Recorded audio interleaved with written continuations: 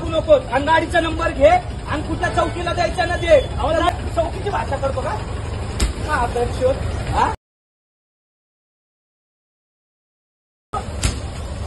माझं नाव आहे ना सूरज पाटील आहे. कोणाला सांगायचंय त्याला सांग.